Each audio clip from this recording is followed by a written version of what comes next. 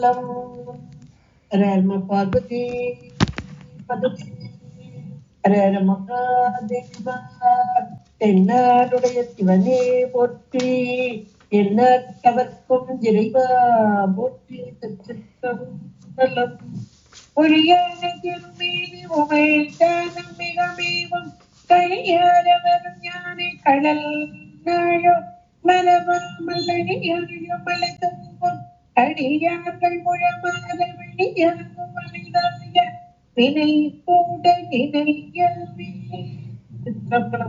தில்லை குத்தபெருமான் திருவடிகளை கொண்டு குருமகா சன்னிதானங்கள் பொற்பாதம் பணிந்து அடியவர் பெருமக்கள் பொற்பாதம் பணிந்து இன்றைய அபிராமி அந்தாதி சிந்தனையிலே நமக்கு போன தடவை 15வது பாடல் பார்த்தோம். தன்னழிக்க என்று முன்னே பல கோடி தவங்கள் செய்வார், மண் அழிக்கும் செல்வமோ செல்வர், மதி வானவர் தம் விண் அழிக்கும் செல்வமும் அழியா முக்தி விடும் என்றோ என்று சொல்லி அம்மை எப்படிப்பட்டவள் என்பதை அடுத்த வரியில சொல்றார். பண் அழிக்கும் சொல் பரிமழை யாமழை பைக்கிளியே அப்படின்னு அந்த பாடல 15வது பாடல் நிறைவு பண்றார். பண் நல்ல பண் இசையில் பாடுதல் இனிமையான ஒண்ணு. இனிமை என்பது இந்த ஓசை நயம், அடுத்து அந்த சொல் அருமையான பண் மொழிகளாலான அந்த சொல், அவை இரண்டுமாக பண் அளிக்கும் சொல் பரிமழை யாமழை பைங்கிளியே என்று நிறைவு செய்தார். அந்த அந்தத்திலிருந்து மீண்டும் ஆதியாக்கி கிளியே அம்மையை பார்த்து அழகான ஒரு விழிச்சொல். அம்மாவை அப்படியே முதல்ல யாமழை பைங்கிளியே முதல்ல சொல்லிட்டார். அப்புறம் முன்னாடி உட்கார்ந்துருந்தா நம்ம கூப்பிடுவோம் பார்த்து, முன்னாடி இருப்போம், முன்னிலையில் இருப்பவர்களை பார்த்து. அது போல இப்ப அம்மையை எப்படி இவர் ஒவ்வொரு நேரமும் நீங்க இந்த இதுல பாடலை பார்த்தீங்கன்னா ஒண்ணு இவர் சதா காலம் உள்ளத்துக்குள்ளதான் இருக்கார். உள்ளுக்குள் இருக்கும் அம்மையவே உள் இருப்பதாகவும் வெளி இருப்பதாகவும் முன்னிலையில் இருப்பதாகவும் இப்படி ஒவ்வொரு இடத்துலயும் நம்ம பார்க்கலாம். அதுல இங்க முதல்ல அவளுடைய உள்ள இருந்து சொல்லாக பன்னிசையாக கிளி பசும் கிளியாக சொன்ன அபிராமி பட்டர் இந்த பாடல்ல அப்படியே முன்னாடி உட்கார வச்சு பேசுவது போல விழித்து பேசுகிறார். கிளியே என்பதா அம்மை அவளுடைய நிறம் பசுமை. நிறைய இடங்களை பார்த்தீங்கன்னா படங்கள்லாம் கொஞ்சம் மாத்தி போட்டிருப்பாங்க. எங்களுக்கு கூட ஞானப்போகதையம் அடிக்கடி சொல்லுவாங்க, அந்த மாதிரி படங்கள் இருந்தா வாங்காதீங்கப்பா. ஏன்னா சுவாமிக்கு நீல கலரை போட்டு அம்பாளுக்கு வெண்மையான நிறத்தை போடுவாங்க. நம்ம உலகியல்ல நல்ல சிகப்பா இருந்தாதான் பெண்கள் அழகு அப்படின்றதுனால அம்பாள்னா சிவப்பா அழகா இருக்கணும் அப்படின்னு நினைச்சு அது ஒரு அறியாமை தான். உண்மையிலேயே அம்மையுடைய நிறம் என்பது பசுமை. இத எல்லா புராணங்கள்லயும் நம்முடைய திருமுறைகள் எல்லாவற்றிலுமே சொல்லப்பட்டது. இறைவன் எப்படி இருப்பார் அப்படின்னா மாணிக்க மலை போல, அல்ல செக்க சிவந்த மேனியாக, சிவந்த செம்மேனி அம்மான் அப்படிம்பார். அப்ப செக்க சிவந்த மேனியாக இருக்கும் இறைவன் எம்பெருமான். அது கூட மாணிக்க மலை அப்படிம்பாங்க. அப்படிப்பட்ட மாணிக்க மலையாக இருக்கும் இறைவனே அப்படியே இறைவன் மீது படர்ந்துள்ள கொடி, பசுமையான ஒரு கொடி படர்ந்தால் எப்படி இருக்கும் அது போல அம்மை பசுமையாக. அந்த நிறம், இந்த கிளியே என்ற விழி சொல்லிலிருந்து அம்மையுடைய நிறத்தையும் குரலையும், இந்த ரெண்டுக்கும் தான் ஓமையா சொல்றாங்க. ஒண்ணு நிறம், இன்னொன்று குரல். அந்த கிளி பேசுவது அப்படின்றது எல்லாருக்கும் பிடிக்கும். கிளிப்பிள்ளை மாதிரி பேசுது பாரு அப்படிம்பாங்க. சின்ன குழந்தைங்க சில நேரம் அப்படியே அழகா மழலை பேசும். அந்த மழலை சொல் எப்படி இருக்கும், ஒரு கிளி பேசுவது போல. அதனால கொஞ்சம் அழகா பேசும் கிளி. அதுவும் தானா பேசுமா, சொல்ல சொல்லும். அது போல இங்க அம்மை அழகாக கிளியை போன்று இருக்கிறாளா. அவளுடைய நிறம் அந்த பசுமையான நிறம். பசுமை அப்படின்னு சொன்ன மாத்திரத்திலே செழிப்பு, வளம் இதையெல்லாம் அங்கே குறிக்கிறது. இந்த பசுமை அவர் கிளீன் ஏதோ சொல்லிட்டு போயிட்டாருன்னு நம்ம நினைக்க கூடாது. அம்மையை நினைத்த மாத்திரத்துல, ஏன்னா அருள், இவதான அருள், நமக்கெல்லாம் அருளை வாரி வாரி வழங்கும் அம்மை. அப்ப இந்த அருளை நினைக்கும் போது நம்முடைய மனக்கண்ணிற்குள் எது வர வேண்டும் என்றால் வளமை, நல்ல செழிப்பு.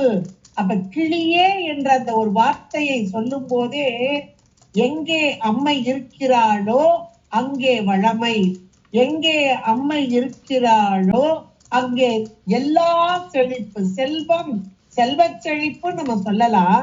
செல்வத்தில் கொழிப்பவர்களே செழித்து இருக்கிறார்கள் அப்படின்னு சொல்லுவாங்க. செல்வம் என்றால் பணம் மட்டுமல்ல, நல்ல கலைகள், ஆயக்கலைகள் 64 நேயமுடன் கற்று திகழ்தல், அதுவும் ஒரு செழிப்பு தானே. இந்த கலைகளுக்கெல்லாம் நாயகி இவள் தானே. இவளுடைய அருளை பெற்றால் எல்லா செழிப்பு. செழிப்புன்னு சொன்னாலே நிறம் பசுமைதான். நல்ல பச்சை வயல் பார்த்தா அழகா இருக்கு அப்படிம்பாங்க. அப்ப அந்த பசுமை நிறம் என்பது அந்த வயலின் செழுமையை குறிக்கக்கூடியது. இன்னும் சில இடங்கள்ல நம்ம வீட்டுக்காவது போவோம், அப்பா லட்சுமி கடாட்சமா இருக்குப்பா அப்படிமோ. அப்ப அந்த லட்சுமி கடாட்சம் என்பது செழிப்பு. என்ன செழிப்பு? செல்வத்திலும், அதுலயும் உடல் நலம், நல்ல ஒரு ஆரோக்கியமான உடல் நலம் அங்க இருக்கணும். இருந்தாதான் அந்த இல்லமே செழிப்பா இருக்கும். இப்ப எதுவும் இது இல்லைனாலும் கஷ்டம், அது இல்லைனாலும் கஷ்டம். அப்ப அதனாலதான் 16 செல்வங்களையும் அபிராமிப்பட்ட அழகா பட்டியல் போட்டார். 16 பேரும் தந்து அருள்வாய். அப்ப அம்மை கிளியே என்ற மாத்திரத்தில் அவருடைய நிறம் அந்த பசுமை நிறம். அந்த பசுமை நிறம் எதை குறிக்கிறது என்றால், இவளை யார் வழங்கி வழிபாடு செய்கிறார்களோ அந்த இடத்திலே எல்லா செல்வங்களும் குடிகொண்டு செல்வ செழிப்போடு இருக்கும். அதுதான் இங்க கிளியே என்றார். அம்மை அருள், அருளை தருபவள் என்பது. அடுத்து கிளி என்பது சொல், அழகான மழலை சொல். அப்ப அம்மையுடைய சொல்லே பாத்தீங்கன்னா நிறைய இடங்கள்ல அம்மைக்கு பெயர் பாத்தீங்கன்னா பண்ணின், இவர் பாடும்போது பண்ணின் நேர் மொழியாள் அப்படின்பா. பண் ஓசையை போன்ற மொழியை உடையவள். அவளுடைய பெயரே அப்படிதான் இருக்கும். குற்றாலத்திலையும் பாத்தீங்கன்னா குழல் இனிமையாள் அப்படி வரும். குழலில் வரக்கூடிய இனிமையை போன்ற நாதத்தை, இனிமையான குரலை உடையவள். நிறைய இடங்கள்ல அப்படிதான் இருக்கிறா பெயரை. அப்ப அந்த அம்மையுடைய குரல் வளம், அந்த குரல் வளத்தையும் இங்க அதுவும் எப்படி வந்தா மழலை ததும்ப கூடியதாக. எழுதாச்சல் மழலை ததும்பு பசும் குதலை சோலை கிளியே அப்படிம்பார் குமரகுருபரர் பிள்ளைத்தமிழ். அப்படிப்பட்ட அம்மை எப்படி ஒரு அந்த மொழி, இன்னும் சொல்ல போன அந்த கிளி அது பேசும்போது இனிமை தரக்கூடியது. இவள் எப்படி பேசுகிறாள், எதை பேசுகிறாள், அது ஒண்ணு வேணும் இல்லையா? எதை பேசுகிறாள்? வேதத்தை பேசுகிறாள். வேதம் இவளுடைய வாயிலிருந்து வெளிப்பட்டு வருகிறது. எப்படி வருகிறது? மழலை போல இனிமையாக, கேட்பதற்கு ஆசையாக வருகிறதா.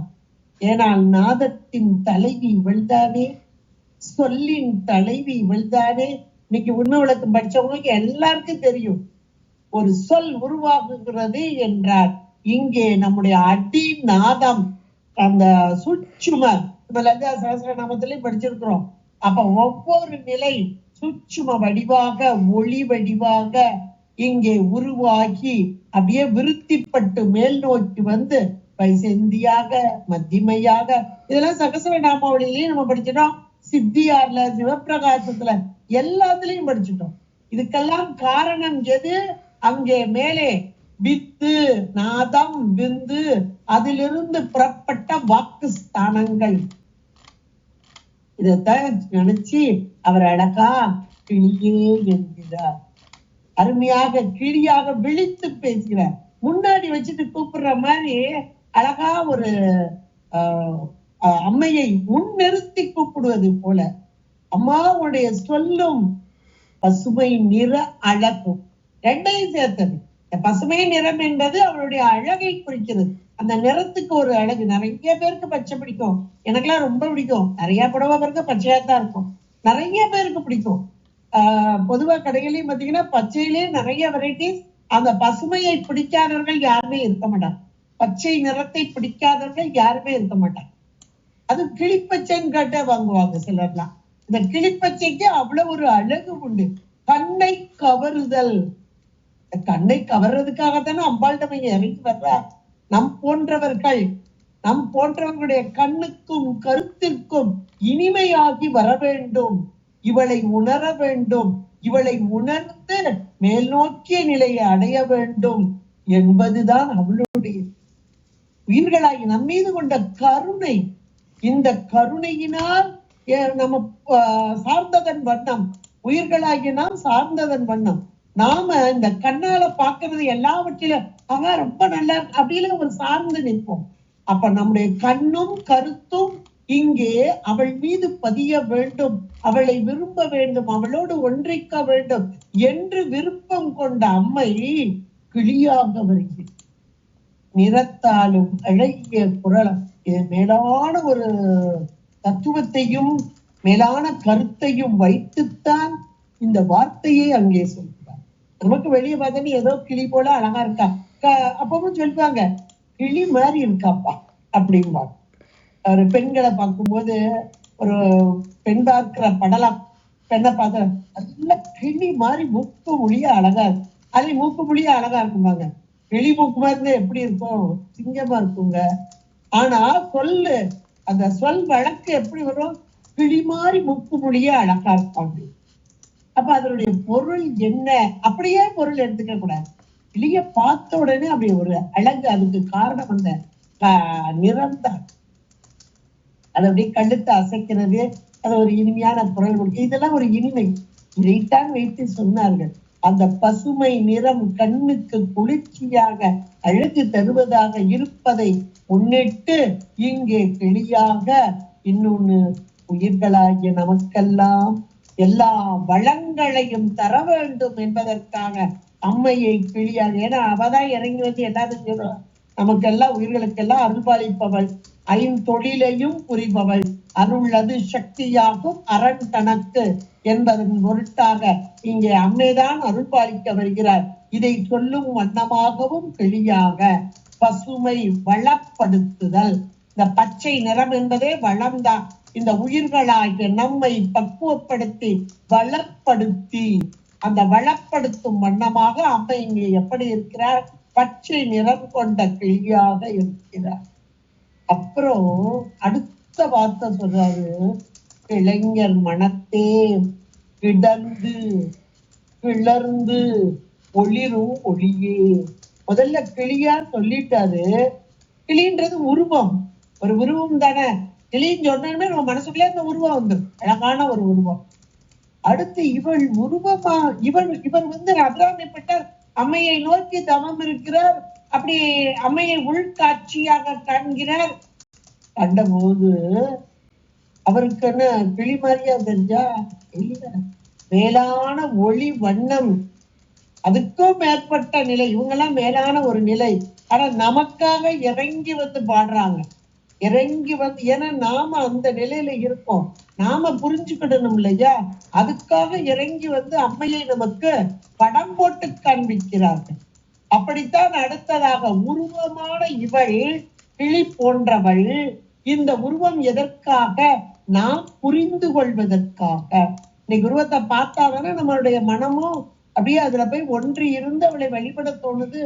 அதுக்காக உருவமாக இங்கே இறங்கி வந்த தன்மையை சொல்லி அடுத்து, ஆனால் இவளுடைய தன்மை எப்படிப்பட்டது தெரியுமா அப்படின்னு அடுத்தாப்புல நம்மளை அப்படியே உயர்த்தி கொண்டு வரார்.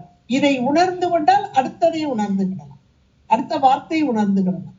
அப்படியே நம்மளை கையை பிடிச்சு கூட்டு போற மாதிரி கூட்டு போறார் அடுத்த ஸ்டெப்புக்கு.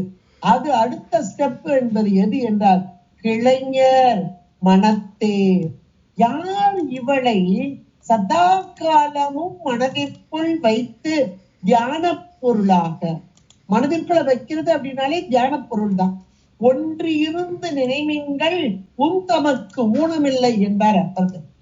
அப்ப ஒன்று இருந்து விட்டு பிரியாமல் அப்படி தொடர்ந்து இறைவனோடு ஒன்றித்து இருக்க இருக்க இருக்க அதுதான் கிளைஞர் மனத்தே கிடந்து, அப்படியே அங்கேயே இருந்து கிடந்து கிளர்ந்து. நல்ல வார்த்தைகள், இந்த வார்த்தைகள்லாம் நீங்க மீண்டும் மீண்டும் சிந்திச்சு பாரு. ஏன்னா அவங்க ஒரு வார்த்தை கொடுக்குறாங்கன்னா அவங்களுடைய வார்த்தை இல்ல, உள்ளந்து இந்த கிளின்னு சொல்லும் போதே நான் பேசலப்பா, அவர் பேசுறார். யா மோதிய கல்வியும் எம் அறிவும் தாமே பெற வேலவர் தந்ததால் அப்படிம்பார் அருணகிரி பெருமான். நானா பேசுறேன், அவரு கந்தர் அனுபூதி. முருகப்பெருமான் தான் பேசுகிறார், என் பேச்சு அல்ல, எல்லாம் அவருடைய பேச்சு. கிளி பிள்ளைன்னு சொல்லுவாங்க இல்லையா, கிளிக்கு தானா பேச தெரியாது, சொல்லி கொடுத்தத சொல்லும். அது கிளி ரூபமாக இருந்து இவர் பாடிய பாடல் என்று கூட சொல்வார். அருணகிரி பெருமான் கிளி ரூபமாக இருந்து இந்த கந்தர் அனுபூதி, கந்தனோடு ஒன்றித்து இருந்து கிளியின் வாக்காக வந்தது அப்படின்னு சொல்லுவாங்க. இங்க அந்த வாக்கு அத்தனையும் அம்மைதான், அதைத்தான் நம்ம பார்த்தோம்.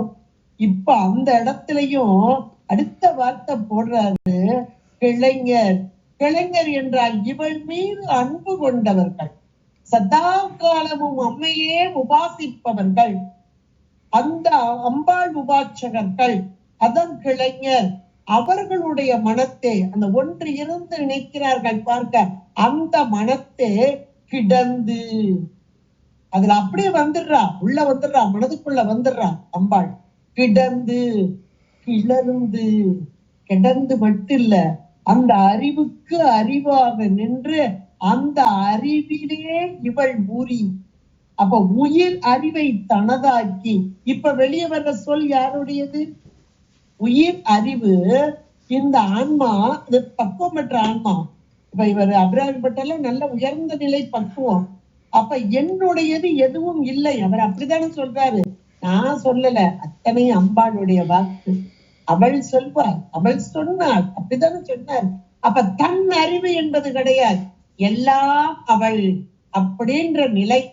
இதெல்லாம் நம்ம சிவஞான பாதத்துல வச்சு பார்த்தோம்னா 10ஆம் சூத்திரத்துக்கு போயிரும். ஏகனாகி இறைவனை நிற்றல், அந்த நிலையில நிற்கக்கூடிய இவர்கள் அப்படியே ஏகனாகி நிற்றல், அப்படியே அவங்க அந்த அம்மையோடு ஒன்றித்து நிற்றல், அதான் கிடந்து கிளர்ந்து.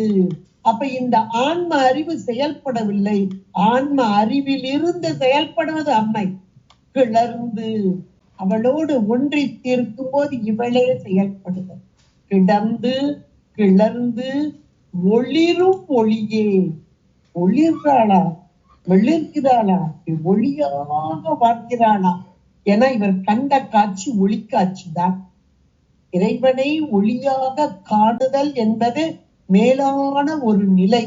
நம்ம அருளாளர்களை எல்லாம் எடுத்து பார்த்தீங்கன்னா அவர்களுடைய வாக்கு, அவருடைய வாக்குதான் பேசும்.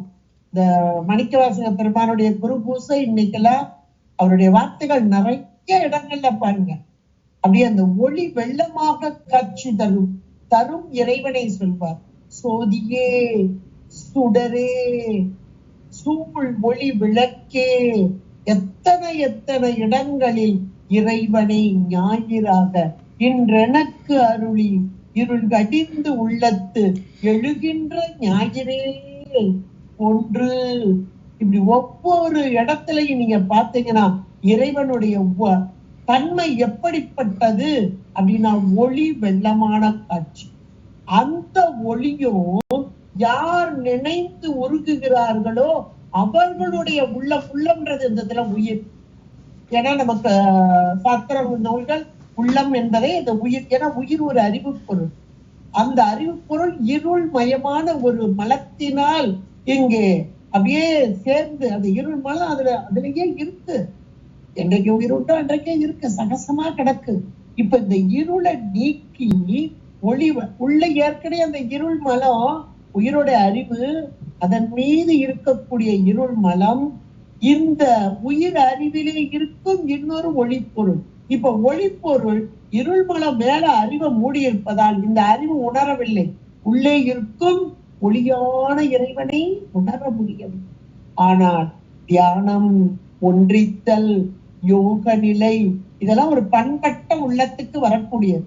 அப்படி பண்பட்ட, அதான் கிளைஞர்ன்ற ஒரு வார்த்தையை போட்டார். கிளைஞர் என்றால் சதா காலமும் அம்மையை நினைந்து ஒன்றுபட்ட உள்ளம், பண்பட்ட உள்ளம், பக்குவப்பட்டார்.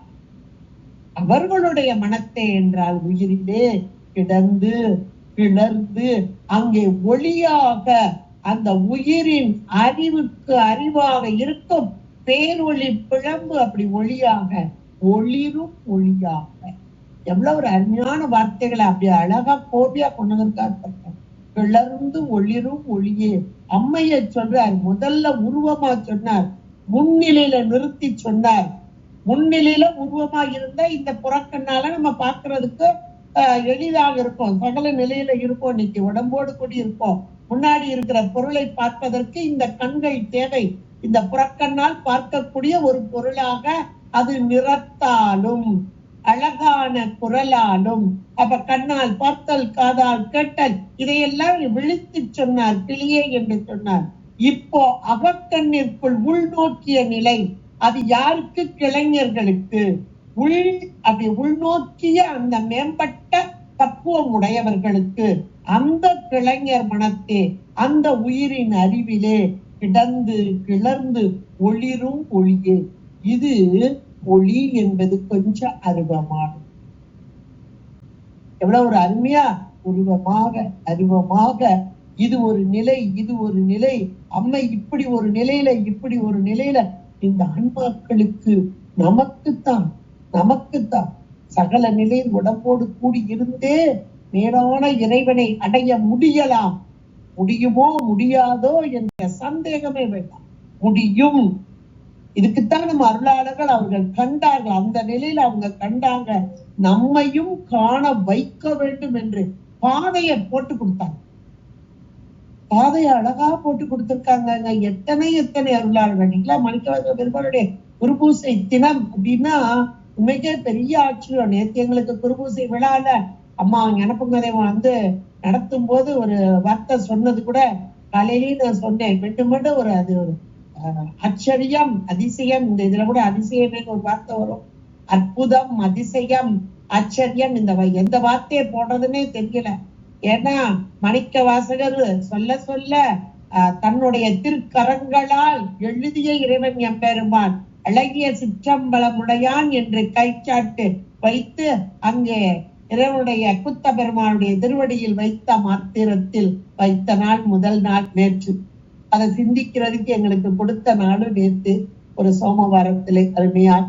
இன்றைக்குதான் மணிவாசகருடைய குரு பூஜை, மக நட்சத்திரம், இறைவனோடு ஒன்றித்த நாள். இதன் பொருள்தான் என்ன என்று தீட்சிதர்கள் கட்ட மாத்திரத்திலே இதோ இவனே என்ற அந்த குத்த பெருமானை, ஆனந்த குத்தனை அப்படியே சுட்டி காண்பித்து அவரோடு இணைந்தனர். இதெல்லாம் எப்படின்னா பக்குவம் பெற்ற நிலை. உடலோடு கூடி இருந்து சகலவர்க்கு ஆன்மாக்களாக இருந்து அதில் பக்குவ நிலை கிடைக்குமோ கிடைக்காதோ, இறைவனோடு ஒன்றிக்க முடியுமோ, இந்த பிறவியிலேயே முடியுமா, இப்படியெல்லாம் நம்மகிட்ட கேள்வி நிறைய வரும். ஏன்னா பிறவிக்கு அஞ்சியவர்களுக்கு வரும். எப்பா நான் அடுத்த பிறவி நல்லதா பிறந்து நல்லா வாழணும்னு நினைச்சா பரவாயில்ல, சாமி கோபப்பட மாட்டார், மீண்டும் பிறவியை கொடுப்பார். போதும்டா சாமி பிறவி எனக்கு வேண்டாம் அப்படின்னு பிறவிக்கு அஞ்சியவர்களுக்கு இதோ இந்த வழியை காண்பிக்கிறது, இந்த அருளாளர்களுடைய வழி. இப்ப இந்த வழியைத்தான் நமக்கு அபிராமிப்பட்ட அழகா இந்த பாடல்ல எடுத்து சொல்ற.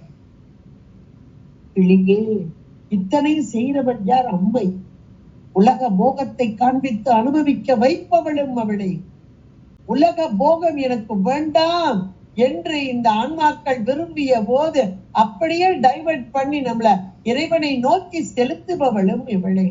இது திரோதாயியாக, இது திருவருளாக.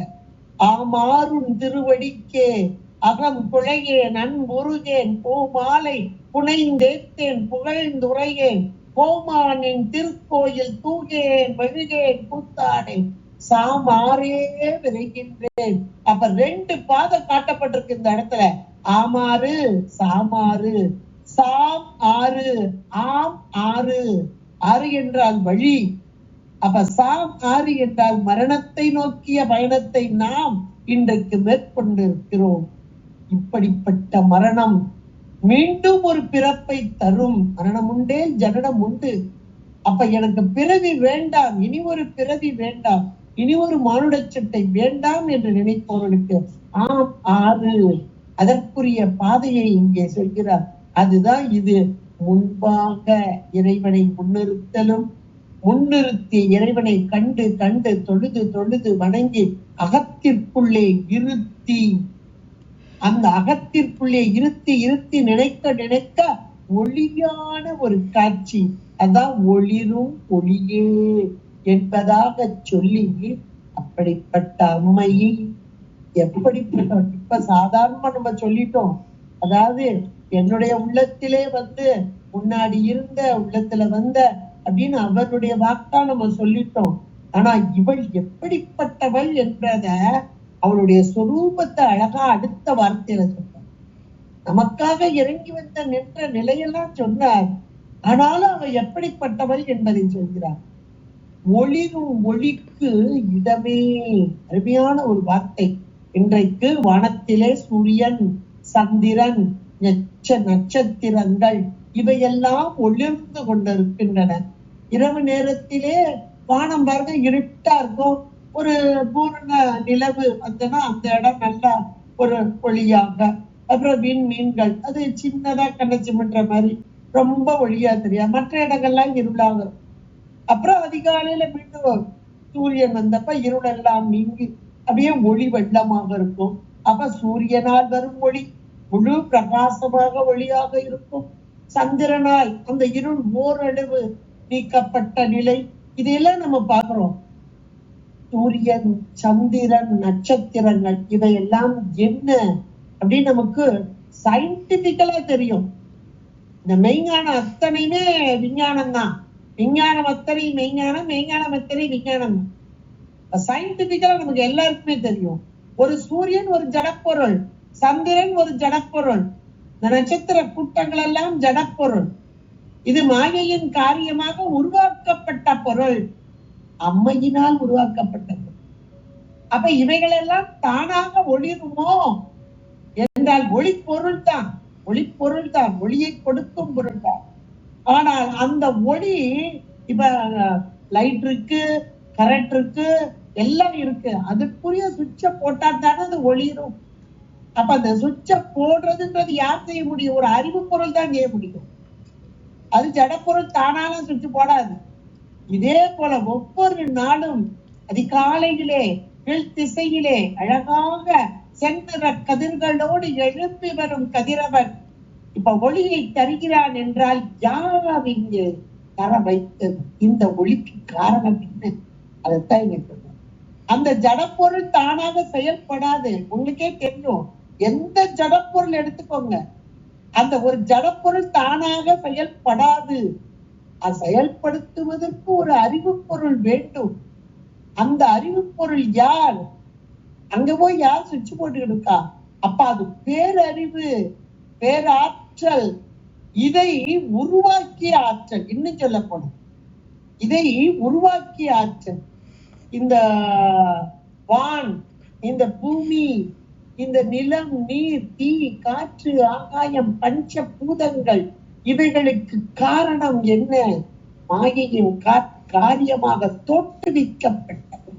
மாயை என்பது ஜடப்பொருள், அது எல்லாருக்கும் தெரியும். மாயை என்பது ஒரு ஜடப்பொருள். அந்த ஜடப்பொருளில் இருந்து தோற்றுவித்தது யார்? இறைவனுடைய ஆற்றல், இறைவனுடைய சக்தி. அதுதான் பராசக்தி. ஆதி பராசக்தியாக அத்தனை உலகங்களையும் படைத்து காத்து, இதெல்லாம் நம்ம படிச்சுட்டோம் இல்லையா? 5 ஒளிர்கள். இப்ப இந்த ஒளியெல்லாம் ஒளிர வைப்பவள் யார்? அதான் ஒளிரும் ஒளிக்கு. அங்கே ஒளிர்கிறதே அந்த ஒளிக்கு இடமே. அப்ப இவள் வந்து ஒளிர வைக்கவில்லை என்றால் அவைகள் ஒளிராது, அவை ஜடம். இது நல்லா சிந்திச்சீங்கன்னா நம்ம விளக்கம் எல்லாம் படிச்சாச்சு. எல்லாமே இது நமக்கு தெளிவாக சொல்கிறது. ஒளிரும் ஒளிக்கு இடமே.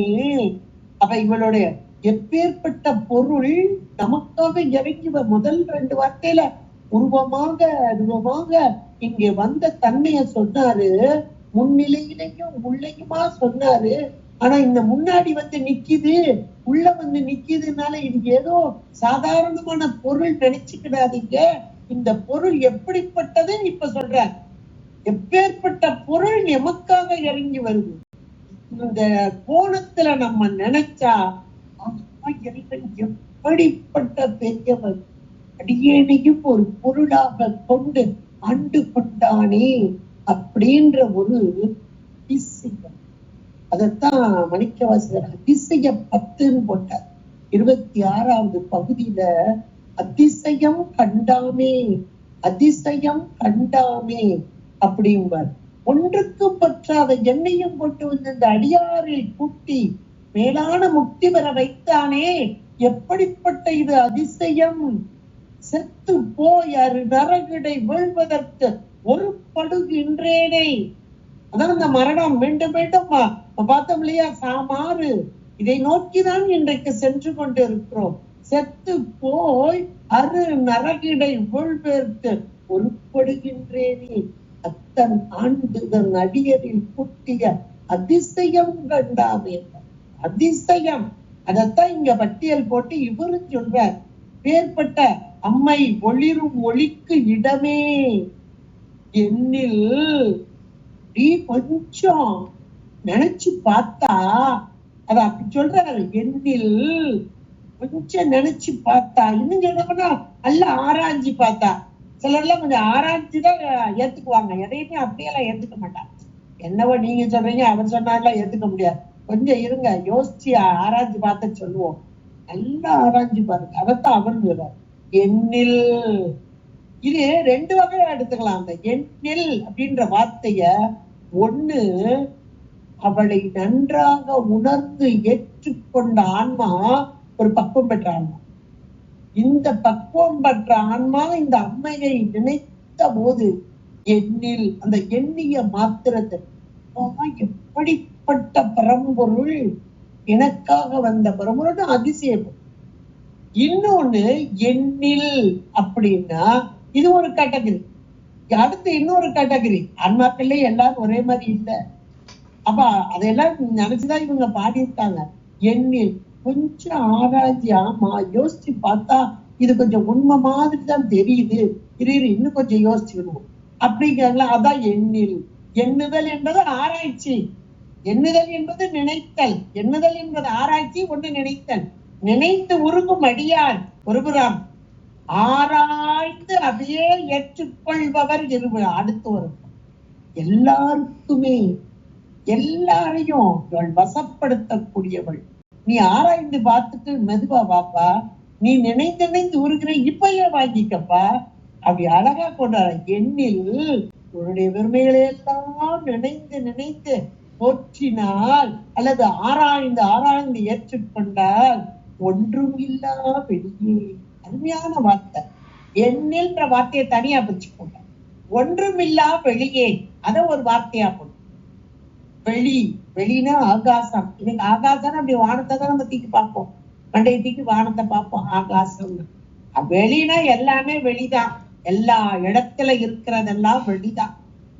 ஒன்றும் இல்லா வெளி, ஒன்றும் இல்லா வெளி. ஒன்றும் இல்லை அன்றி ஒன்றில்லை, யாருடைய கேட்பாரே. எவ்வளவு அழகா சொல்லிட்டார். ஒன்றும் நீ இல்லை அன்றி ஒன்றில். நீ இல்லாம ஒரு பொருளும் இல்லப்பா. எந்த ஒரு பொருளையும் நீ ஒன்று இருக்க மாட்ட. ஒன்றுதல் என்ற வார்த்தை 2 வகையாக இங்க வந்திருக்கு. ஒன்றும் இல்லா வெளியே. ஒன்றுதல் என்றால் ஒரு பொருளோடு இன்னொரு பொருள் ஒன்றுதல், சேர்தல். இப்ப நாம ஆன்மாக்கள், பசுக்கள், உயிர்கள் ஒரு பொருளை அறிய வேண்டும் என்றால், உலகத்து பொருளை வச்சுக்கோங்க. இப்போ உலகத்துல எந்த பொருளை இப்ப நம்ம டேப்ல பார்த்துட்டே இருக்கிறோம் அல்லது செல்லுல பார்த்துட்டே இருக்கோம். அப்ப அதை பார்த்து இப்ப கேட்டல் கேட்கிறோம்னு பார்த்தல் கேட்டல் இப்படி நடக்குது பாருங்க. அப்ப பார்த்து அந்த பொருளோடு அந்த கேட்டல் மூலமா அந்த சொல் நம்முடைய உள்ளத்துக்குள்ள வந்து உயிரோடைய அறிவுல பதிஞ்சு அப்படி யோசிக்கிறோம். கண்ணால பாக்குறதுனால இதெல்லாம். அப்ப ஒன்றுதல் அந்த பொருளோடு கண்ணால் பார்த்து ஒன்றுதல், காதால் கேட்டு ஒன்றுதல், ஒன்றினால் தான் அதனுடைய தன்மை நமக்கு புரியும். பேச்ச கேட்டும் போது கேட்டு அதில் ஒன்றித்தால் தான் இது இந்த வார்த்தை என்று உயிருக்கு இப்போ புலப்படும். உயிரோட அறிவு அப்படிப்பட்டதுதான். சார்ந்ததன் வண்ணம், அது சார்ந்ததன் வண்ணனாலும் உள்ளது ஒன்று உணர்த்தினாதான் உணர முடியும். அப்பவுமே உணர முடியாது. அப்ப எவ்வளவு வீக் பாயிண்ட் நம்மகிட்ட இருக்குன்றதை நாம உணரணும். ஆனா நம்முடைய வீக் பாயிண்ட் நமக்கு தெரியல. அதே போல அம்மையுடைய பிளஸ் பாயிண்ட் நமக்கு தெரியல. அப்ப இறைவனுடைய பிளஸ் பாயிண்ட் என்ன அப்படின்னா ஒன்று எண்ணில். இந்த இடத்துல எண்ணில் திரும்ப திரும்ப போட்டுக்கோங்க. எண்ணுதல், ஆராய்தல். அப்படி கொஞ்சம் யோசிச்சு பார்த்தல் அப்படி கொஞ்சம் யோசிச்சு பார்த்தா ஒன்றும் இல்லாத வெளியே ஒன்றுதல் இல்லாத எந்த பொருளோடும் ஒன்றுதல் இல்ல. அது என்னங்க எல்லா பொருளையும் சாமி இருக்கிறார்ல, அப்பா இருக்காரு, அப்ப என்ன ஒன்றும் இல்ல அப்படிங்கிறீங்க? அப்படின்னா நாம உயிர்களாகிய நாம் ஒரு பொருளோடு ஒன்றித்த மாத்திரத்திலேதான் நமக்கு அறிவு விளக்கும். அனுபவம், இதுக்கு பேர் அனுபவம். இது உயிர்களுக்கே உரிய தன்மை. ஏன்னா 2 பொருள் அறிவு பொருள். நம்ம 3 பொருள் படிக்கிறோம். அதுல 2 பொருள் அறிவு பொருள். ஒன்று சிற்றறிவு, இன்னொன்று பேரறிவு.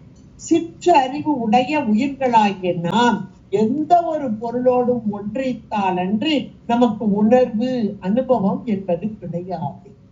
ஆனால் பேரறிவு என்பது பெரு வியாபகமான பொருள், எல்லாவற்றையும் தனக்குள் கொண்ட பொருள்.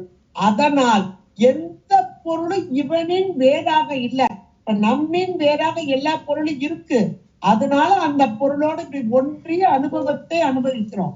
இப்ப இவனின் வேறாக எந்த பொருளும் இல்லை. எல்லா பொருளும் இவனுடைய வியாபகத்திற்குள் இருப்பதால் இவன் போய் அந்த பொருட்டை ஒன்றணுன்ற அவசியம் இல்லை. உங்களுக்கு புரிஞ்சிருக்கும்னு நினைக்கிறேன். புரியலனாலும் மெதுவா சாமி புரிய வைப்பாரு, அவ்வளவுதான். ஏன்னா இந்த ஒன்றுதல் என்பது உயிர்களாகிய நமக்கு, அதாவது சிற்றறிவு, அதுலயும் வியாபியமான நமக்கு உண்டு, பெரு வியாபகமான இறைவனுக்கு இல்லை. ஒன்றுதல் என்பது எனக்கு வேறாக ஒரு பொருள் இருந்தால், இப்ப சப்தம் கேட்குது, இந்த ஒலி இதை உணர்த்துகிறது என்று எண்ணின் வேறாக இருப்பதால் நான் அதை உணர்கிறேன், கேட்டு உணர்கிறேன். எனக்கு வேறாக இந்த பொருள் காட்சிப்படுவதால் கண்ணால் கண்டு உணர்கிறேன். ஆனால் இறைவனுக்கோ எல்லாம் அவனுடைய வியாபகத்தில் இருப்பதால் இவன் வேறு அது வேறு அல்ல. அதனால் இவன் ஒன்றித்து அறிய வேண்டிய அவசியம் இல்லை. அதான் ஒன்றும் நீ அல்லை அன்றி ஒன்றில்லை. அதைத்தான் இந்த இடத்துல எண்ணில் நீ ஆராய்ந்து பார்த்தால் அல்லது மனதிற்குள் எண்ணி பார்த்தால் ஒன்றுமில்லா வெளி, எல்லாவற்றிலும் நீக்கமர நிறைந்திருக்கும் பெரு வியாபகம். அதுக்கு பக்கத்துல நீங்க பிராக்கெட் போட்டு பெரு வியாபகம் எழுதிக்கணும். ஒன்றுமில்லா வெளியே எல்லாவற்றிலும் நிறைந்திருக்கும். அதான் இவன் ஒன்றக்கூடிய ஒன்றக்கூடியது தேவையில்லை, சேர்ந்து அறியா கையானை அப்படின்னு நமக்கு திருவாசக வரிகளும் நமக்கு இருக்கு. ஒன்றும் இல்லா வெளி, ஆகாச வெளியாக இருப்பவள் அவை. இது ரொம்ப அழகா நமக்கு சொல்லப்பட்டிருக்கு. ஆகாச வெளி, வெளியாக இருப்பவள் அப்படின்றது. அப்ப ஆகாச வெளி என்றால் நமக்கே தெரியும் ஆகாசம் எங்கெல்லாம் இருக்கு. சித்து, சித்தென்றால் அறிவு, அறிவையே ஆகாசமாக கொண்டு இருக்கும் சித்தாகாசம், பர ஆகாசம், பராகாசம். எல்லா இடங்களிலும் பார்க்கும் இடமெல்லாம் நிற்கமர நிறைந்திருக்கும் பரம்பொருள் வெளியே, ஒன்றும் இல்லா வெளியே. அப்புறம் இன்னும் மேல் நோக்கி கூட்டிட்டு போற, எல்லா இடத்திலும் நிறைந்திருக்கும் பெரு வியாபகம் சொல்லிட்டாரு.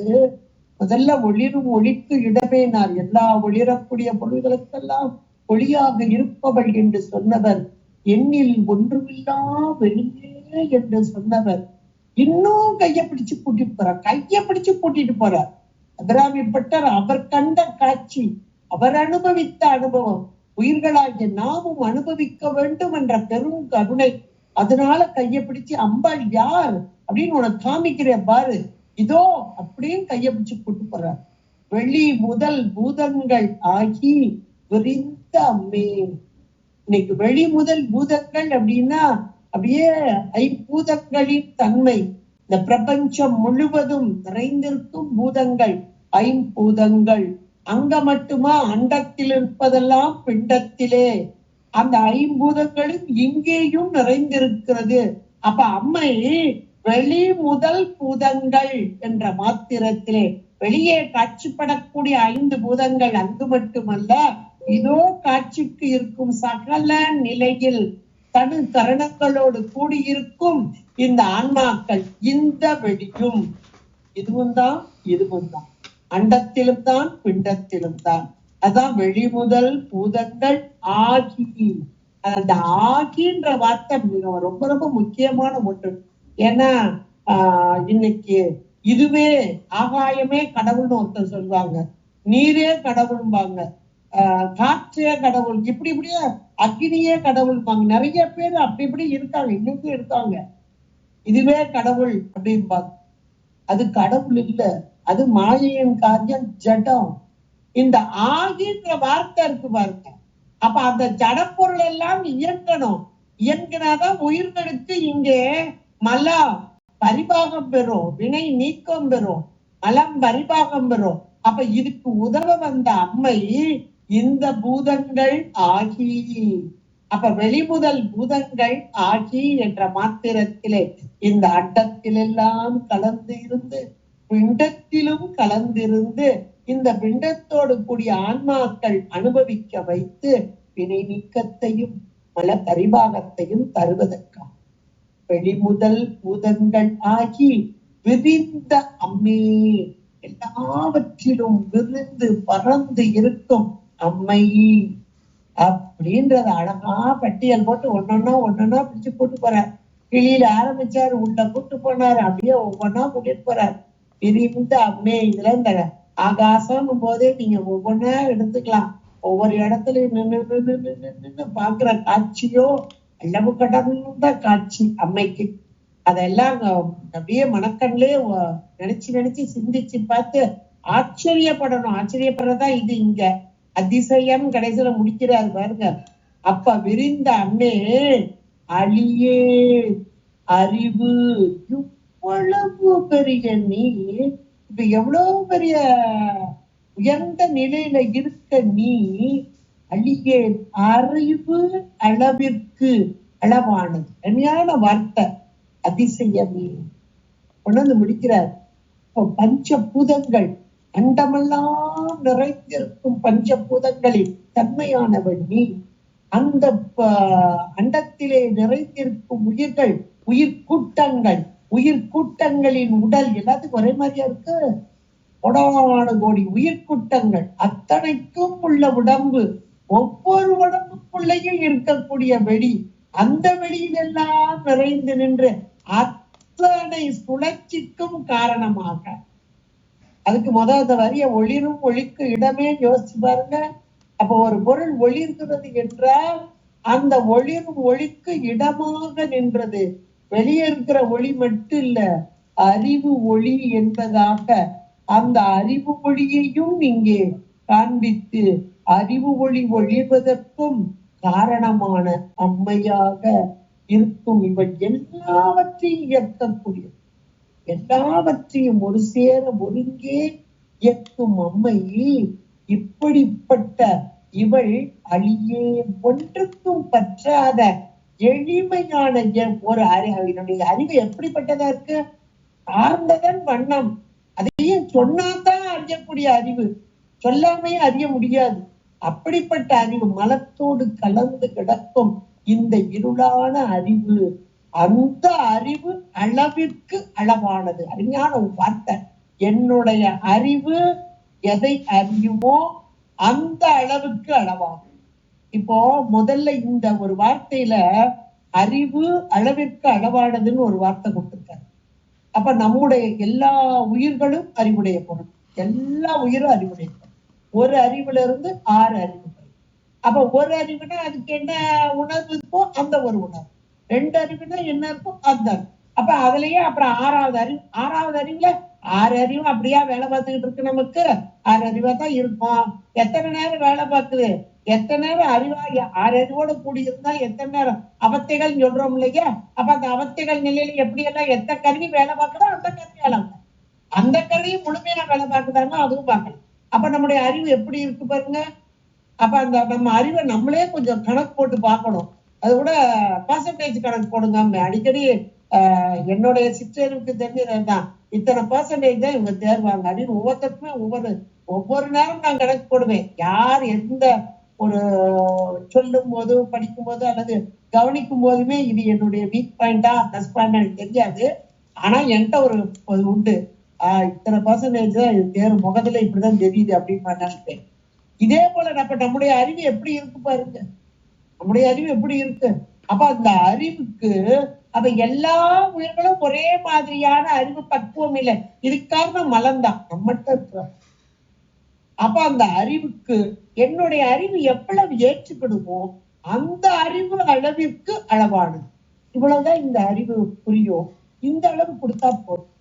அம்மை நம்ம எவ்வளவு நடத்துறா பாருங்க. இது ஒரு ஆச்சரியமான ஒண்ணு. இன்னைக்கு ஏன் இவங்க இந்த வார்த்தையிலேயே இன்றைய நடைமுறை ஒண்ணும் நமக்கு நல்லா புரியும். இந்த தெய்வ வழிபாட்டுல ஒவ்வொரு தெய்வ வழிபாட்டுல வருவார். அப்ப இந்த தெய்வத்தை இவங்க எல்லாம் கேட்பா இப்படி நாம ஒரு காலத்துல அப்படிதான் வழிபாடு செஞ்சுட்டு இருக்கோம். இப்ப பார்த்தா அது நமக்கு ஐயோ நம்ம இப்படிதான் இருந்தாலும் நமக்கு இப்ப பிடிக்கலையே அப்படின்னு நம்மளை தூக்கி விட்டுட்டா, அடுத்த கிளாஸ்க்கு பாஸ் பண்ணி விட்டுட்டா. அப்ப முதல்ல அந்த அளவுக்கு நம்மை நடத்துறேன். அப்பா இதுதான் நல்லா இருக்கும், இதுதான் நல்லா இருக்கும் அப்படி அங்கேயே உட்கார்ந்து மாஞ்சி இருந்த நாம் அதை கடந்து போகும்போது ஆகா இன்னும் இவ்வளவு, ஆனா அதை கடந்து போது இன்னும் இவ்வளவு.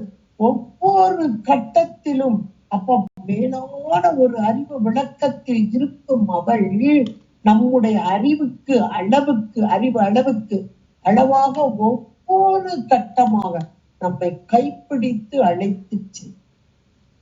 இது ரொம்ப ஒரு அருமையான.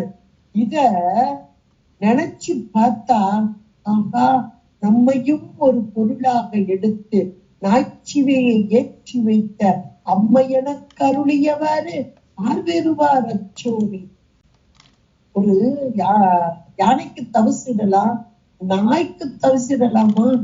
நாய் போன்ற தன்னையே நாயாக்கி பார்த்தார். அதற்கு காரணம் மானுட சட்டையில் சகல வர்க்க ஆன்மாவாக இருக்கும் நிலையிலே இந்த அறிவு அது அவங்களுக்கு மேம்பட்ட அறிவுதான். இருந்தாலும் நம் போன்றவர்களுக்காக இன்னைக்கு நாம படிக்கும் போது இந்த எண்ணம் நமக்கு வரணும். அப்ப இந்த அறிவு என்னுடைய அளவு எவ்வளவு இருக்குமோ அதற்கு தகுந்தாற் போல அவர் இறங்கி வந்து மேலான நிலையில ஒருத்தவங்க இருக்காங்கன்னா அவங்க இறங்கி வந்து இன்னைக்கு நமக்கு பாடம் சொல்றாங்கன்னா அப்ப எவ்வளவு உயர்ந்த நினைப்பார். அபிராமிப்பட்டர்லாம் இந்த பாடல அவர் என்ன நிலையில இருந்தார். சதா காலமும் அம்மையை ஒளி வடிவமாக கண்டு அதனோடு ஒன்றித்து இருந்த ஆன்மா. ஆனா நம்முடைய அறிவுக்கு இவள் புலப்பட வேண்டும், இவளை உணர வேண்டும், நாம் உணர வேண்டும், நம்முடைய அறிவுக்கு இவள் உணர்த்த வேண்டும் என்பதற்காக இது அம்மையுடைய வாக்குதான். என்னுடைய வாக்குல எல்லாம் அவளுடைய வாக்குதான் சொல்வார். அப்ப அது அம்மையுடைய கருணை தான் இந்த வார்த்தைகளில் இவர் மூலமாக.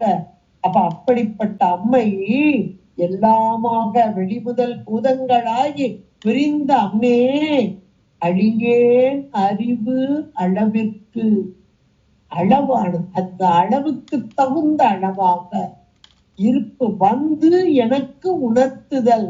அறிவுக்கு அறிவு அளவிற்கு அளவானது அதிசயமே. அதிசயம் என்பதைத்தான் மாணிக்க வாசகர் தன்னை ஆட்கொண்ட தன்மை, இந்த அடியாரோடு கூட்டிய தன்மை.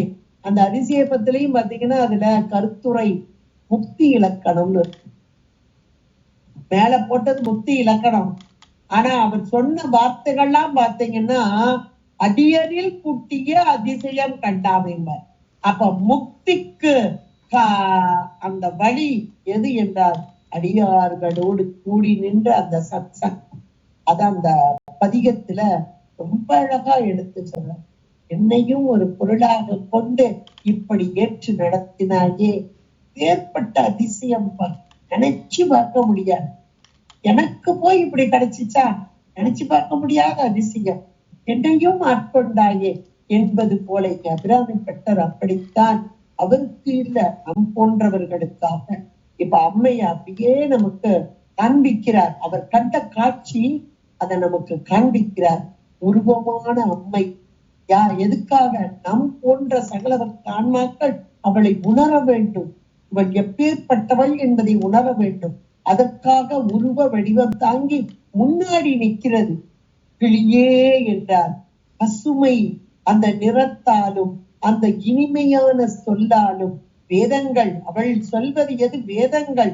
அந்த வேதங்களையே மழலை சொல்லாக்கி அழகான கிளி போன்ற குரலிலே, இனிமையான குரலிலே, அந்த குரலை கேட்ட மாத்திரத்திலே உள்ளம் முருகும்.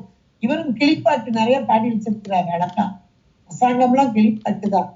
அதெல்லாம் இந்த கிளி அப்படின்னு சொன்ன மாத்திரத்திலே அந்த சொல் உள்ளே வந்து உயிருடைய அறிவை தாக்கி வெளிப்படைய வைக்கும். அதுக்காக சொல்லுதானே நமக்கு விளக்கம் தருது. உயிருடைய அறிவுல விளக்கம் எதுல வருது? சொல்லுதானே. அந்த சொல்ல இனிமையான சொல்லாக இருந்தால் அப்படியே டக்குன்னு அப்படி தூங்குறவங்க டக்குன்னு எந்திரிச்சு பார்ப்போம் பாருங்க. அது போல அதைத்தான் கிளியே என்றார். அடுத்து கிளைஞர் மனத்தை கிளர்ந்து ஒளிரும் ஒளியே என்றார். அவர் கிளி மட்டும் இல்ல, உருவம் மட்டுமல்ல, உருவம் அல்லாத மேலான ஒளிப்பொருள். அந்த ஒளிப்பொருள் எங்கே இருக்கிறது? உள்நோக்கியவர்களுக்கு, உள்நோக்கி அவளோடு ஒன்றித்து நிற்பவர்களுக்கு உள்ளே இருக்கும் அறிவுக்கு அறிவாக, அறிவு என்பது ஒளிப்பொருள். அந்த ஒளிப்பொருள் தானாக ஒளிராது, யாரேனும் ஏற்றி வைத்தால் அங்கே ஒளிரும். அந்த ஒளிக்கு ஒளிரும் ஒளியாக இருக்கும் அம்மை என்றார். அடுத்து இங்க மட்டுமில்ல, ஒளிரும் ஒளிக்கு இடமாக இருக்கும் அம்மை. என் அண்ட சராசரங்களில் இருக்கக்கூடிய ஒளிரும் பொருள்கள் எத்தனை எத்தனை, அத்தனையும் ஒளிர வைப்பவள் இவளே என்பதாக சொல்லி இவளுடைய பெருமை, இதெல்லாம் பராக்கிரமம் என்று சொல்லக்கூடியது. தேவியின் அந்த மகாத்மியம் பராக்கிரமம் என்று சொல்வது. அந்த ஒளிரும் ஒளிக்கு இடமாக இருப்பவள் இவள். இவளை சற்று எண்ணி பார்த்தால், ஆராய்ந்து பார்த்தால், ஒன்றுமில்லாத வெளியாக இருப்பவள், எல்லா ஆகாச வெளியெல்லாம் நிறைந்து பெரு வியாபகமாக இருப்பவள், அறிவுக்கு அறிவாகவும் இருப்பவள் என்பதையெல்லாம் சொல்லி, வெளிமுதல் பூதங்களாகி விரிந்த அம்மே, ஐம்பூதங்களோடு ஒன்றித்து ஐம்பூதங்களின் தன்மையாக அவையெல்லாம் செயல்படுவதற்கு ஆகி, வானாகி மண்ணாகி வழியாய் ஆகி ஆகி ஆகி அவையெல்லாம் ஜடப்பொருள். அவை தன்னுடைய தொழிலை செய்ய வேண்டும் என்றால் இந்த அறிவு பொருள் அதனோடு ஆகி நின்றால் அது செயல்படும். அதான் ஆகி, வெளிமுதல் பூதங்கள் ஆகி விரிந்த அம்மே. இப்படியெல்லாம் பெருமையுடைய நீ அழியேன் அறிவு அளவிற்கு அளவானது. இந்த அறிவு இது மலத்தோடு கூடியது. ஒன்றை வேறு ஒன்றாக திரிவாக காணும் அறிவு. ஒன்றை திரிவு காட்சி மட்டுமல்ல, மயக்க காட்சியாக. அதற்கு காரணம் இந்த மாயா உடலோடு கூடியது. திரிவாக மயக்கமாக இது மலத்தினாலும் மாயா காரியத்தோடு கூடியதாலும் காணக்கூடிய அறிவு. இந்த அறிவு அளவிற்கு அளவானது அதிசயமே என்பதாக அதிசயப்பட்டு வியந்து, அப்படியே வியந்து வியந்து நிற்கிறார் என்றால் இது அவருக்காக அல்ல, நமக்காக. அபிராமி அன்னையின் பெருமையை பட்டியல் போட்டு நமக்கு உதவ வந்த தன்மையை உயிர்களாகிய நாமெல்லாம் மேம்பட்டு வர வேண்டும். மேலான அந்த பரம்பொருளை அடைய வேண்டும், அந்த பேரானந்தத்தை அடைய வேண்டும் என்பதற்காக தந்த அற்புதமான ஒரு பாடல் அபிராமி அந்தாதியில் 16வது பாடலாக இன்றைக்கு சிந்திப்பதற்கு இறைவனுடைய திருவருளும் குருவருளும் கூட்டியமைத்து நன்றி கூறி விடைபெறுகிறேன். நன்றி வணக்கம்.